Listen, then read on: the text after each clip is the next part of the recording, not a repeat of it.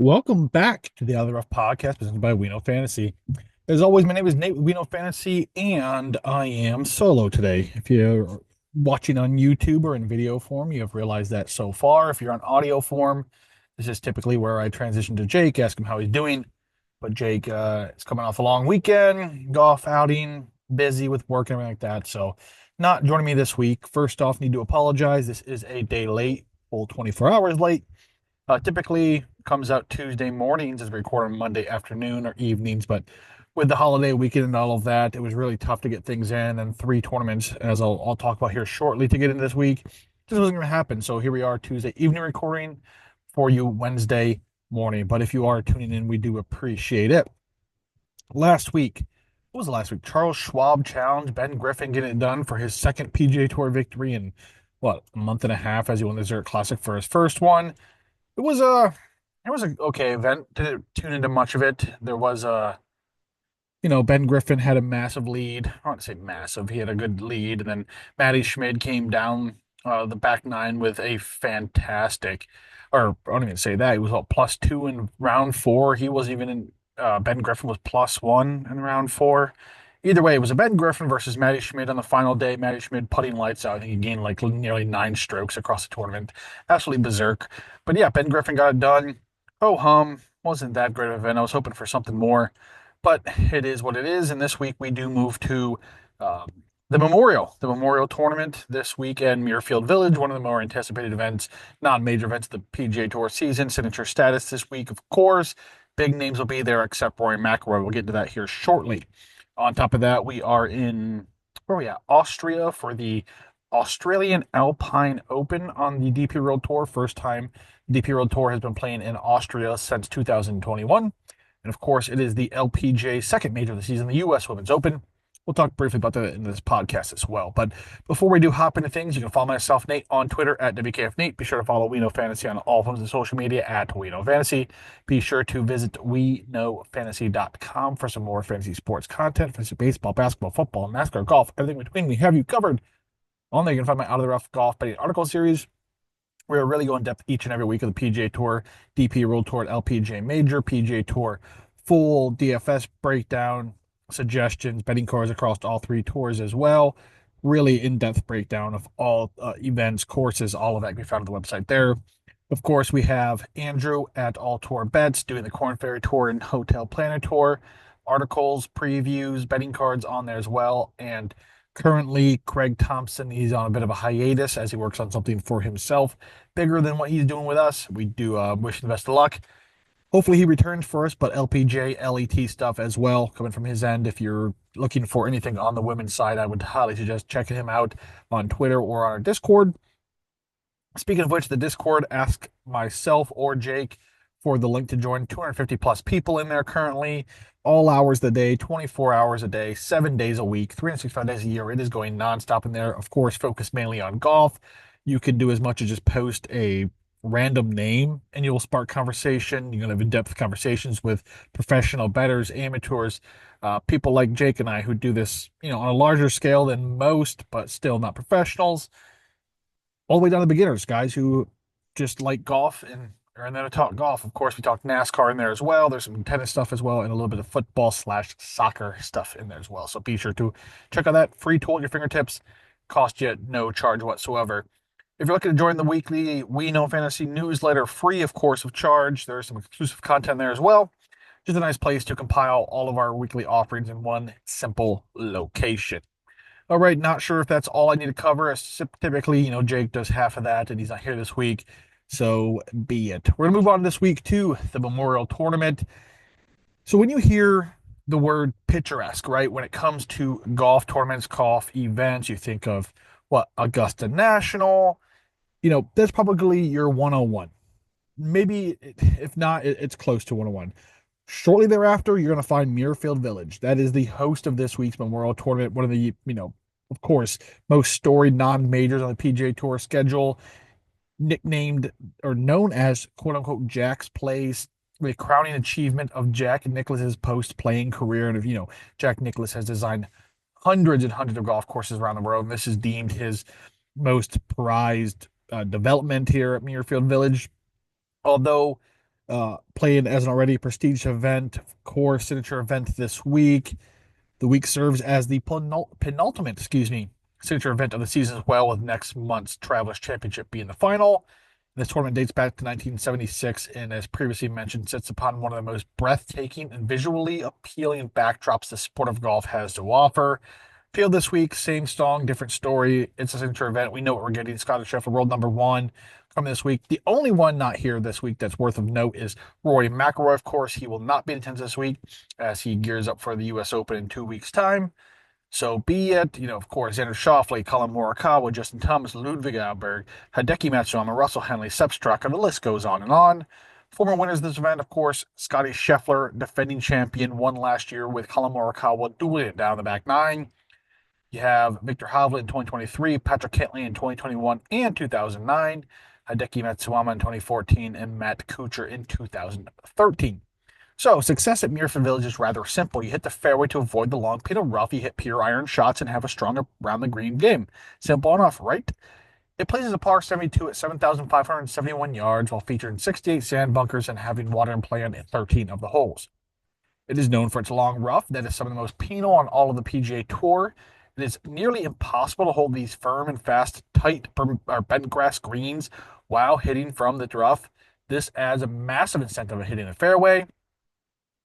You have it also adds an emphasis to around the green play with the inability to hold the green from such positions. This course also features the longest proximity the hole from inside 100 yards from the rough, and the second lowest going for the green rate of any course in the regular rotation. Additionally, it features the second lowest birdie rate from the rough as well. With the need to play from the fairways, players must be precise with their approach shots and hit the necessary areas to hold the greens. Despite the greens being firm and fast, they don't play hard at all, really. Actually, Muirfield has the third lowest three-putt rate of any regular PGA Tour course. It is inside the top five and makes from 5 feet to 10 feet. In 2021, the field made 89% of putts from inside 10 feet. That's actually crazy. And Muirfield Village plays more to a major condition than not. Although, along with the known long penal rough, another unique aspect of Muirfield is the fact that all four par fives are the only holes on the entire course to play at a scoring average below par. Scoring low on those holes will be super important this week. Without taking advantage of those par fives, you won't be in contention. Greenside sand traps annually result in the longest approximate hole length of any course on the regular PGA Tour rotation. You combine that with these lightning fast greens, you have a big focus on those who are among the tour's best in sand save percentages. With all of that, with all of this added, Muirfield also sits inside the top five of courses with the lowest scrambling percentage at just 53%. It's been a few seasons since Muirfield had undergone a massive renovation. Uh, let's see, it began directly after the playing of the 2020 event. Come 2021, a full 100 yards was added to the course, pushing it to that now 7,571 yard mark. Brand new geez, I can't talk. Brand new green complexes were among the restorations as well. So yeah, it's a tough one. It is a tough golf course. Strokes game putting, bent grass. It is all of that. I mean, I don't know why I just said that, because you don't need strong putting. I was just going over some notes here along the way. But yeah, guys, it is a challenging golf course. It can be a fun one. It can cause for some dramatics down the stretch of course. You can make a bogey or a double bogey in a hurry. And we like this type of golf events. We do. All right. Betting card this week, number one, leading things off, Ludwig Oberg, 25-1. And this is simply a value play, guys. 25-1 next to Ludwig Oberg's name. I know he's not in the best of form. Let's see, a final feet of where are we? He placed fifth here a season ago, which really excites me. But he been out of form, missing the cut at the PGA Championship. He placed 60th at the Truist and 54th at the RPC Heritage, of course. 7th at the Masters, where he was in contention. He was within a few strokes, maybe I forget the exact number. It was one or two on the back nine, and then really blew it away. I think 17, 18, really, really threw things away. Also 22nd the API, won the Genesis, of course. 19th on tour off the tee, 24th in sand saves, 83rd in par fives, 87th in scrambling, 103rd in strokes game putting. The list goes on and on here. This is like, again, value play. Ludwig Oberg, 25-1, tough, challenging golf courses. That's where he makes his bread and butter. Augusta National, he's been in contention twice now. U.S. Open, he was a 54-hole leader, 36-hole leader a season ago. He does well at these hard golf courses that take precise. And we talked about the long penal rough here at Muirfield Village and how you have to find these fairways on top of crushing the ball. Ludwig Oberg is actually super accurate as well. He is kind of like that Rory McIlroy where they crush the ball, but it's straight as well. It's a very rare combination. Ludwig Oberg does that for you. So leaving my card there. Next up, we have Corey Conners, who currently fifth on tour and scrambling from the rough. He's ninth in green regulations, 11th in off the tee, 12th in hit fairways, 20th in bogey avoidance, 39th in approach, 46th in scrambling, 52nd approximate hole from 175 to 200, 83rd in par fives, 107th in, around the green, 139th in sand saves. List goes on and on. Of course, the putting really is what's going to hold him back. 143rd there, but he placed 19th recently at the PGA Championship. Prior to that, 11th at the Truist, 49th at the RPC Heritage, 8th at the Masters, 18th at the Valero Texas Open, 8th at Valspar, 6th at the Players, and 3rd at the API. 20th year season ago, miscut in 2023, 13 in 2020, 53 in 2021, and 22nd in 2020. Just a great all-around guy, plays tough golf courses rather well, phenomenal on approach, can really be one of those guys who can take events over with his approach play and proximity to the hole, not needing the putter because he puts the ball so close. He has that kind of, Hideki Matsuyama, may you say, approach prowess about him. So we hope we see that this week out of Corey Conners, of course. So we talk about positional golf courses where you need to have strong ball striking, you need to be in the fairway. Combine that with everything else. You have Russell Henley 50-1. Here we go. Missed the cut in his last outing at the PGA Championship, or excuse me, he missed the cut in his last outing of the PGA Championship, but placed 46th at Truist, 8th at the RPC Heritage, 30th at the Players, won the API, 6th at the Cognizant, 39th at the Genesis, and 5th at Pebble Beach. Currently, he placed 27th here a season ago, 16th in 2023. 5th on tour and green regulations. He's 9th in proximate hole for 175 to 200, 13th at hit fairway, 15th around the green, 23rd bogey avoidance, 28th approach, 63rd in sand save, 67th in strokes gained putting, 76th in scrambling from the rough, 103rd in scrambling.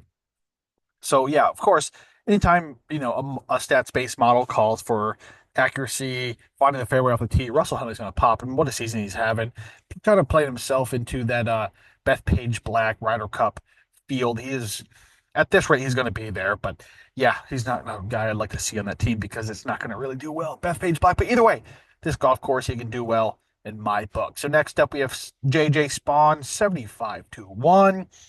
He's played here just once over his past 5 seasons, placing 30th in 2023.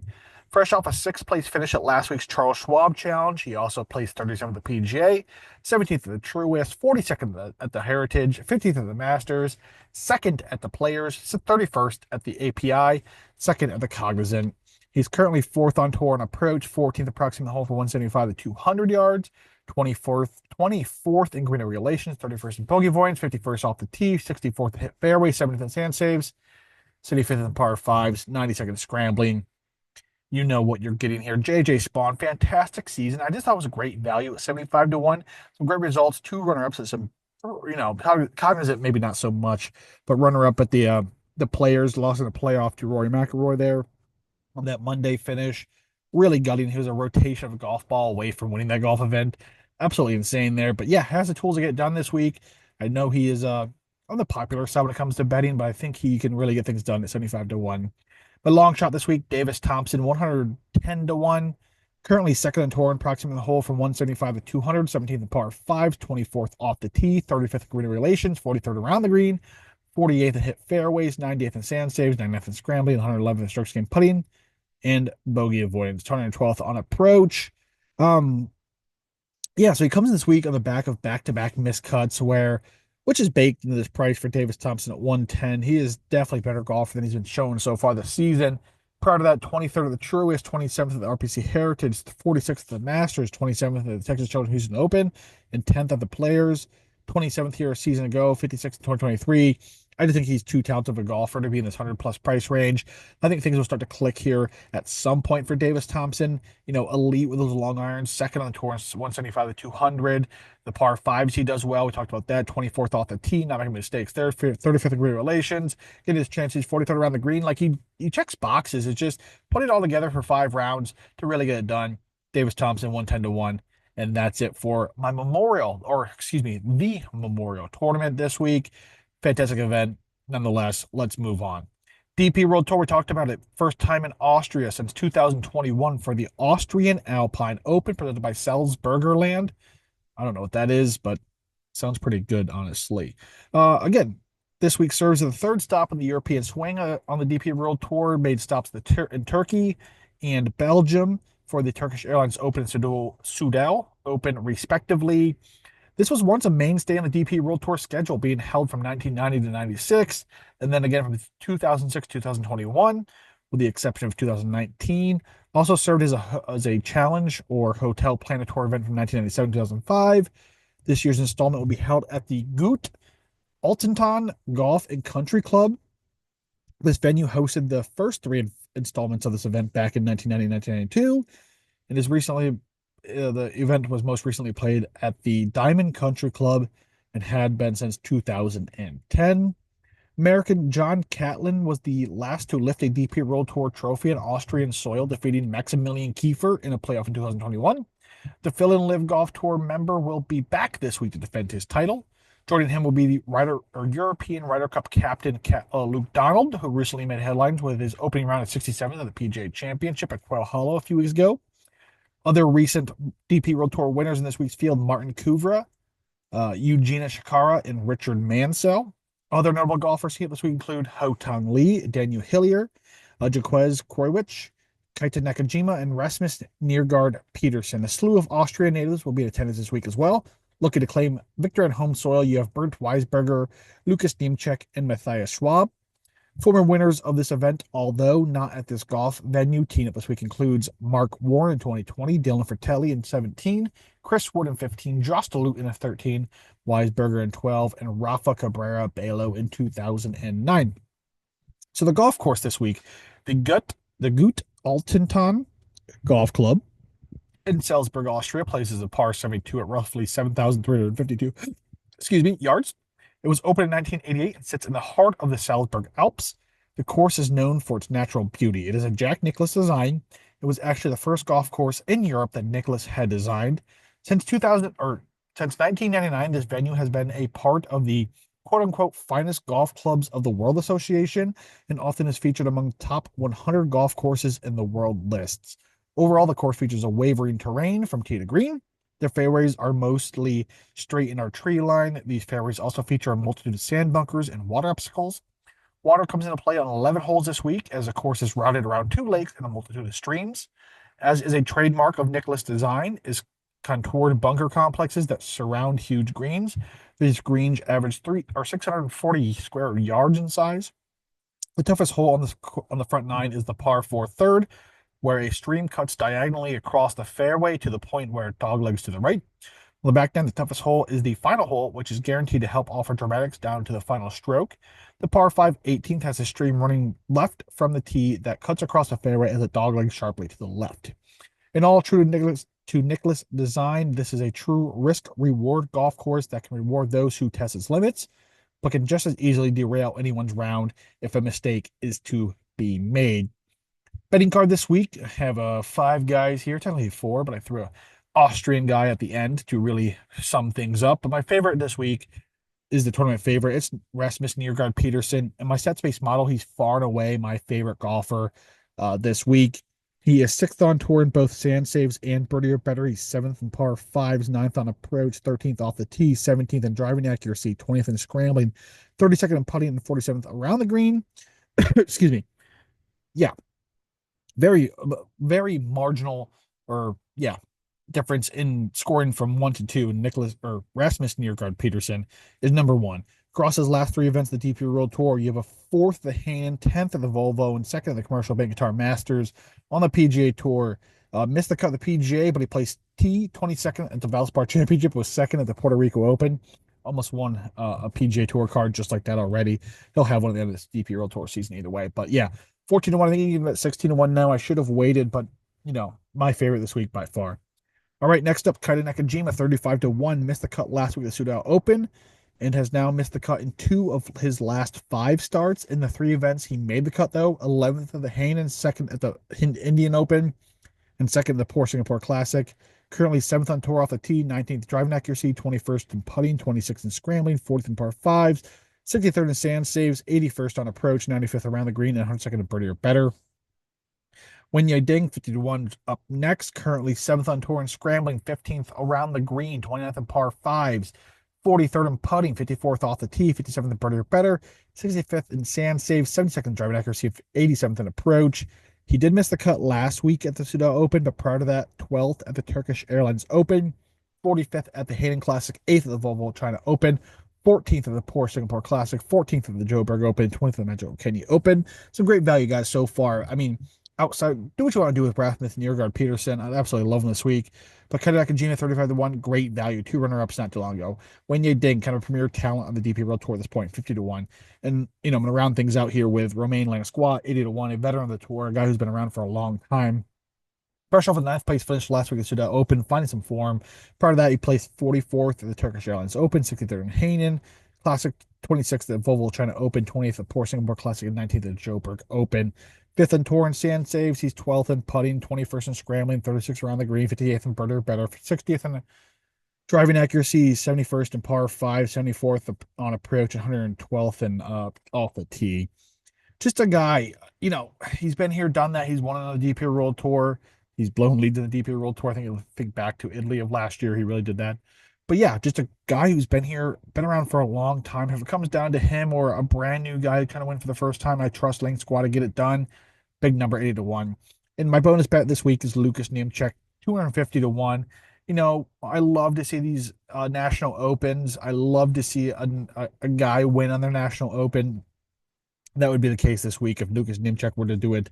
Austrian native, one of my favorite guys on the DP World Tour / Hotel Planet Tour. He bounces back and forth. Veteran, not a young guy whatsoever. But, last time we saw the DP World Tour miscut at the Turkish Airlines Open. Prior to that, 20th in Kenya, 15th at the ISPS Honda Australian Open, and 8th at the BMW Australian PGA Championship. I know those are fall events, but still DP World Tour events.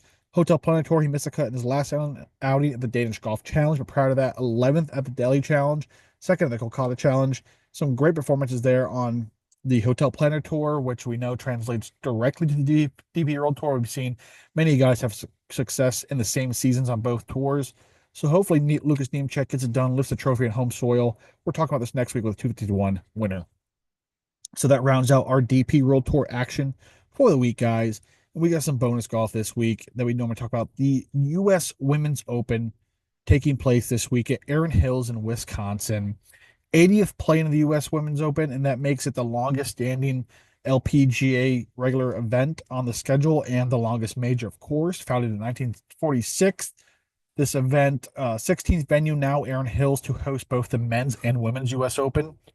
It last hosted the men's U.S. Open 2017. That saw, of course, Brooks Koepka claim victory there. Golfers will play for a chance to see their names etched on the Harton S. Simple Trophy, among many other games grades. Along with that, the U.S. Women's Open holds the largest purse in the sport, although this year's exact dollar figure has not been announced. The purse last season was at $12 million. Field this week, 156 women. That field was constructed by a multitude of qualifying events in which 1,904 entries were received. Entries were received from 46 states, 60 foreign countries. The 1904 entries were the second highest number of entries ever for this event. Yuka Sasso comes in as a defending champion, taking down the daunting Lancaster Country Club that saw just 2 women under par that season, or last season. That was a crazy event. They make golf courses hard, then they make Lancaster Country Club hard. That was insane. Last year marked her second U.S. Women's Open title as she's eyes for her third this season. The 2023 champion at Pebble Beach Golf Links, Allison Corpuz, and the 2022 champion at Pine Needles Lodge and Golf Club, Minjee Lee, will also be teed up this week. World number 1, Nelly Korda, and the red hot world number 2, Gina Thickcole, will help the headline this week's field as well. They'll be joined by the likes of Lydia Ko, Royan Yin, Hiran Ru, Lilia Vu, Hoi Jo Kim, Hannah Green, Jin Young Ko, and Lauren Coughlin, who rounded the top 10 of the Rolex Women's World Golf Rankings. The most notable absentee from this week's field will be England's Georgia Hall, who has not missed his event since 2016, but failed to have qualified this week. Other former U.S. Women's Open champions team this week include La Kim in 2020, Lim Kim, uh, Jun Kun Lee 6 in 2019, Arya Jutenjurgen, Jutenjurgen, I don't know, guys. I really don't know. I'm trying. 2018, Sung Hyun Park in 2017, and Ji Chun in 2015. Plays a par 72 at 6,829 yards, open in 2006, and proves that Mother Nature is indeed the best golf architect. Very little ground was moved when forming this course. Instead, the course is now one of the most natural layouts to be found anywhere in the United States. The course is laid out on a rugged landscape that was formed by glacial action thousands of years ago. The idea of this course was, as proven with the clover featured in the logo, to bring the feel of Ireland to Wisconsin with its link-style course. It was successful in doing so with its rolling dune-like hills, golden fescue, and inhibited views across across the course. The fairways here at Erin Hills play both firm and fast and are hard to hold. The same can be said for these bent grass greens that average 6,650 square feet in size. Erin Hills is known for its unique architecture, which includes blind shots and architectural quirks, as all while maintaining a traditional Irish feel. The second nine holes play tougher than the front nine and will be sure to offer dramatics down to the final hole come Sunday. Wind will almost certainly be a factor this week as the course sits on 652 acres of wide open former farmland, in Wisconsin. Betting card this week. Let's roll into things here and get myself out of here. I've been blabbering at you guys for way too long. If you're listening to this point, I salute you because I probably will not be myself. All right, here we go. Trying to get things off my screen. Minjee Lee leading the way at 22-1. The 2022 U.S. Women's Open champion leads by betting card this week as she eyes for a second title. Also, the 2021 Evian Championship. Only over her last 5 starts in the LPGA Tour, guys. Here is how it gets good. Her worst finish was 15th in her latest outing at the Mizzou Americas Open. Prior to that, 14th at the Chevron, 7th at the JM Eagle LA Championship, 2nd at the Blue Bay LPGA, 11th at the HSBC Women's World Championship. Also placed 4th at the Hilton Grand Vacations Tournament Champions earlier this season as well. She's currently 4th on tour in strokes gained scoring, 9th in putting, 14th in par 5s, 20th in green regulation. She's 21st in scrambling, 41st tee to green, and 63rd in driving distance. Placed T9th here last season, T13th in 2023, and of course, won in 2022. She plays U.S. Opens better than almost anyone on the LPGA Tour. So 22-1, a lot of meat in the bone here for Minjee Lee. Next up is probably my favorite play of the week. It's Charley Holtz, 45-1. Talk about, women who play U.S. Opens rather well. Let's see, T19 last year, runner-up in 2023, 20th in 2022. Type of golf that suits her well. And don't forget, she grew up playing link-style golf in England. So here we are stateside with a link-style golf course. This could get good for Charley Holtz, 45-1. Second in tour in par 5, 13th green in relation. She's 16th in scrambling, 17th in driving distance, 19th in scoring, 27th tee to green, and 44th in putting. She's slightly out of form coming this week. 32nd last week at the Mexico Rivera Maya Open at Mayakoba. 40th at the Black Desert Championship and missed the cut at the Chevron Championship. However, prior to that, she placed 11th at the Ford Championship, 4th at the HSBC Women's World Championship, and 19th at the Founders Cup, presented by U.S. Virgin Islands. Next up, Angel Yin, 45-1, currently 3rd on tour in putting and scoring, 8th in scrambling, 10th in green regulation. She's 13th in par 5, 52nd in driving distance, 69th tee to green. Missed a cut in her last outing at the Mizzou Americas Open. Prior to that, she had one of the best starts to the season of anyone in the LPGA. 13th at the Chevron, 37th at the JM Eagle, 13th at the Ford Championship, won the Honda LPGA, 10th at the Founders Cup, and 18th at the Hilton Grand Vacation Tournament Champions. She missed the cut last year at the U.S. Women's Open. Prior to that, T20 in 2023, T51 in 2020, and 6th in 2021. Talk about value play this week. 50-1 for Lim Kim. Great value, insane value in my opinion. She is out of form, I know, which is baked in this number at 50-1. So be it. 56th in her last outing at the Mizzou Americas Open. Missed the cut at the Black Desert Championship and 40th at the Chevron. Prior to that, 13th at the Ford Championship, 17th at the Blue Bay, 7th at the HSBC Women's World Championship, 6th at the Honda LPGA Thailand, and won the Tournament of Champions. Currently 6th on tour in par fives, 10th in what she is 6th on par fives, 10th in driving distance and scoring, 14th tee to green, 36th green regulation, 62nd scrambling, 81st in putting. She was T16 here a season ago, T64 in 2023, T34 in 2022, missed the cut in 2021, of course, one in 2020. It's not even far fetched if Lim Kim goes out and wins this golf event. So at 50 to 1, great, great value. All right, final play this week in my quote unquote long shot is Lindy Duncan. She was currently 8th on tour in putting, 9th in scoring, 21st in driving distance, 30th in green regulation. She's 37th in scrambling, 38th in par fives, 58th tee to green. She is in great form coming into this week. She placed 21st last week in Mexico, 11th at the Mizzou's Americas Open, 36th at the Black Desert Championship, and was the runner-up in the first major of the season at the Chevron Championship. She also placed 5th at the Forward Championship, 12th at the Blue Bay LPGA on the season. She didn't play in the event a season ago. She placed T59 in 2023 in her latest appearance. So there it is, guys. From top to bottom, we have some great golf this week. Nonetheless, we're going from the PGA Tour at the Memorial. We bounce over to the Austrian Alpine Open for the DP World Tour and the second major of the season, the LPGA schedule, the U.S. Women's Open. Again, if you made it to this point, I salute you. I thank you greatly. Listening to myself talk for this long consecutively would be a nightmare in my opinion, but hats off to those who did shake it out. Jake will be back next week. We talk the RPC. There's a Canadian Open next week, and then the U.S. Open is the week to follow. This season really winding down. It really is. It's June already. It is insane how fast things are going. But to everyone who supported us along the way, we do appreciate you. Be sure to follow myself, Nate, on Twitter at WKFNate. Be sure to follow We Know Fantasy on all forms of social media at We Know Fantasy. Jeez. Be sure. What did I just say? What did I just say? Talk about social media. Visit WeKnowFantasy.com for some more fantasy sports content. Be sure to check out our Discord if you have not already. 250 plus people in there. Free, no hidden paywalls.